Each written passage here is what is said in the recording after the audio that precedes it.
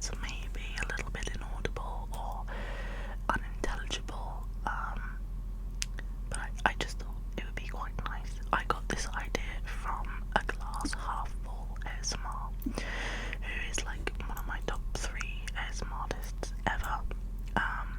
She's been reading the Harry Potter books with her channel, and I just find it really relaxing and tingly. Like, my mum is reading a book next to me when I go to sleep.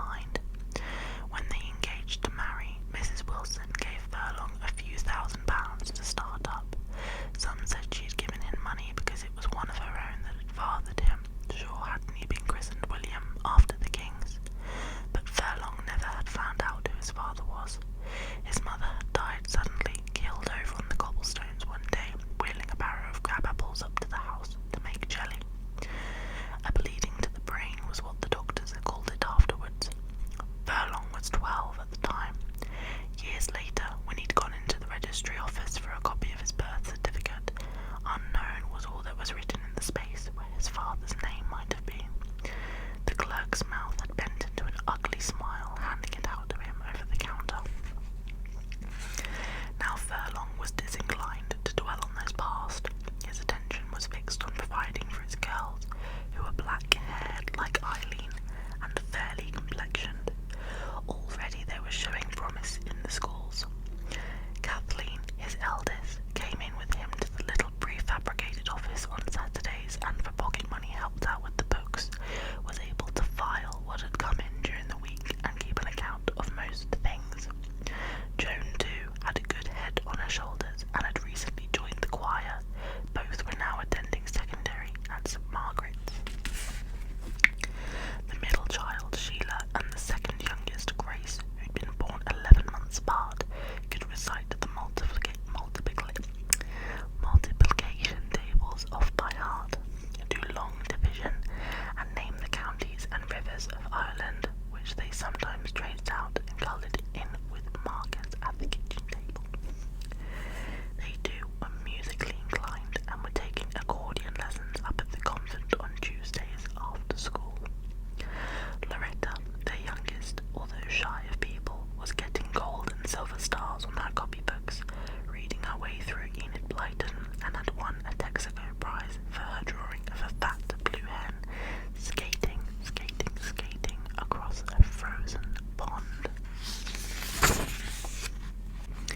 Sometimes Furlong, seeing the girls going through the small things which needed to be done, genuflecting in the chapel or thanking a shopkeeper for the change, he felt a deep private joy that these children were his own. "Aren't we the lucky ones?" he remarked to Eileen in bed one night. "There's many out there badly off. We are, surely. Not that we've much," he said, "but still." Eileen's hand slowly pushed a crease out of the bread spread. Did something happen? It took him a moment to answer. Mick Sinnot's little chap was out on the road again today, foraging for sticks. "I suppose you stopped. Wasn't it spilling rain? I pulled over and offered him a lift and gave him what bit of change was loose in my pocket. I dare say. You'd think it was £100 I'd given him. You know some of these bring the hardship on themselves. 'Tis not the child's doing, surely." Sinnot was studious at the phone box on Tuesday. "The poor man," Furlong said, "whatever ails him.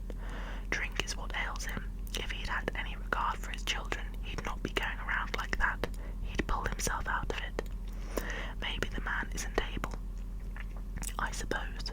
She reached over and sighed, turned out the light. Always there's one that has to pull the short straw. Some nights Furlong lay there with Eileen, going over small things like these. Other times, after a day of heavy lifting, or being delayed by a puncture and getting soaked out on the road, he'd come home and eat his fill and fall into bed early, then wake in the night sensing Eileen, heavy in sleep, at his side. And there he'd lie with his mind going round in circles, agitating, before finally he'd have to go down and put the kettle on for tea.